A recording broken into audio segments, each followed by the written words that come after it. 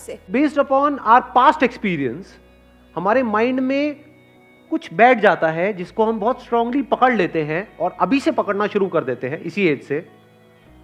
यानी इस एज में हमारे माइंड में वो चीजें बैठने लग जाती हैं। बच्चों के माइंड में कुछ नहीं होता है, बच्चे बिल्कुल ब्लैंक स्लेट की तरह हैं, वहां पे ना हाँ लिखा हुआ है ना लिखा हुआ है। पर जैसे जैसे एज बढ़ती चली जाती है वो स्ट्रांग होता चला जाता है और उसी की वजह से फिर हमारे कॉन्फ्लिक्ट्स होने लग जाते हैं। उसी की वजह से सारी रिग्रेट्स आती है, क्योंकि होता क्या है, बड़ी जल्दी हम ना बोल देते हैं।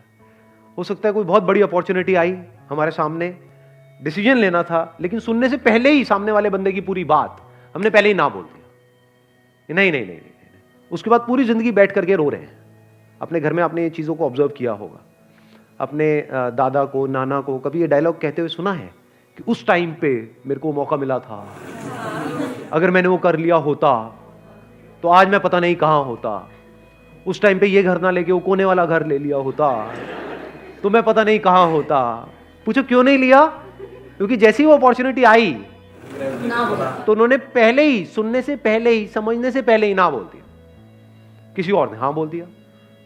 जिसने हाँ बोला वो आगे निकल गया, जिसने ना बोला वो पीछे रह गया। तो अपनी लाइफ में कभी भी ये हाँ और ना को स्ट्रांग मत होने दो। अगर आप मेरे भी सेशंस को ध्यान से कभी सुनोगे ना या ऑब्जर्व करोगे, आपको एक क्लियर स्टैंड नहीं मिलेगा। और इसमें वो लोग जिनका माइंड बिल्कुल ही कॉन्क्रीट है, पत्थर के जैसा है। माइंड ना दो तरीके के होते हैं। 90% से ज्यादा लोगों का जो माइंड है वो पत्थर के जैसा है, उसमें सब कुछ पहले से ही फिक्स्ड है और कुछ नया अंदर जाने के लिए जगह ही नहीं है। उस माइंड में जो पहले से फिक्स्ड है उससे मिलता जुलता कोई बंदा कोई बात करेगा, जैसे मैं कोई बात करूंगा तो कहेंगे हाँ बहुत बढ़िया बहुत बढ़िया बहुत बढ़िया, ये तो वैसे ही सोचता है बिल्कुल जैसे मैं सोचता हूं। और जैसे ही उससे अलग कोई थोड़ी सी बात करी जाएगी तो क्या होगा? गुस्सा आएगा, ये क्या बोल रहा है, ये सही नहीं। समझ गए क्या हो रहा है? इन माइंड्स को क्या कहो? पत्थर के जैसे माइंड है, सब रुका पड़ा है। दूसरे तरह का माइंड कौन सा होता है? जो एक नदी की तरह बह रहा है। जब तेजी से बहता है तो वहां पे कुछ भी पकड़ने के लिए नहीं है, आप कोई भी साइड नहीं ले सकते। और जैसे ही आप साइड नहीं लोगे तो लोगों को प्रॉब्लम होगी जिनका माइंड कॉन्क्रीट है।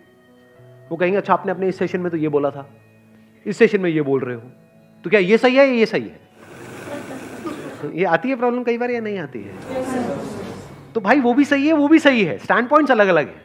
इस एंगल से देखोगे तो ये सही है, इस एंगल से देखोगे तो ये ही गलत है। सिक्के के एक तरफ से देखोगे, अगर लाइट इस तरफ से आ रही है तो उजाला है, सिक्के पर उजाला है। इधर से देखोगे तो क्या है? सिक्के पर अंधेरा है। तो अब आप कहोगे भैया क्लियर बात क्यों नहीं करते? सिक्के पर उजाला है या सिक्के पर अंधेरा है? सिक्का हेड है या सिक्का टेल है? क्लियर बोलो ना। ये दो बातें क्या करते हो? सिक्का हेड भी है टेल भी है, ऐसा कैसे हो सकता है? समझे? तो हो सकता है पास्ट में आपको किसी बंदे के साथ में कोई खराब एक्सपीरियंस हुआ, तो फ्यूचर में जिससे भी आप मिलने वाले हो सकता है वो भी गड़बड़ हो सकता है ना हो। Let me find out. तो फिर क्या होगा? जैसे आप बोलते हो लेट मी फाइंड आउट, आप धीरे धीरे आगे बढ़ने लग जाते हो। आप एकदम से ना बोलते हो, ना जल्दीबाजी में हां बोलते हो, और ये बड़ी कमाल की स्टेट होती है। Let me explore, let me find out. अब आपके अंदर पेशेंस आ गया है। लोगों के अंदर पेशेंस ही नहीं है, बड़ी जल्दी तैयार बैठे पड़े हैं अपना जजमेंट पास करने के लिए। कहीं भी जरा सा कुछ हो जाता है, बड़ी जल्दी जजमेंट पास नहीं करते हो कि उसने बहुत गलत किया। आपको पता भी है उसने क्या किया है, क्यों किया है, आपको पता भी है उसने किया भी है या नहीं किया है। नहीं, बस जजमेंट हमारा तैयार है।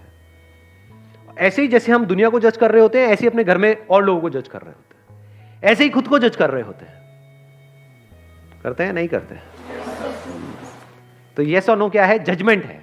तो जजमेंट को जल्दी पास मत करो, आराम से करो। और इतना भी आराम से मत करो जैसे इंडिया में कोर्ट में होता है कि 20 साल लग रहे हैं एक जजमेंट को पास करने में। 20 साल नहीं लगने चाहिए, ना 20 सेकंड लगने चाहिए।